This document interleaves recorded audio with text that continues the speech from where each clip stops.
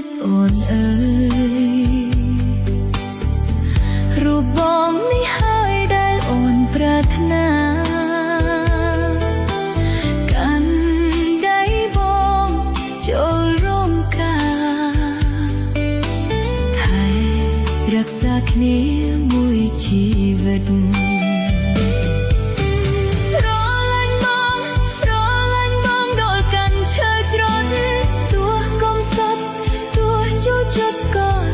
ចិត្ត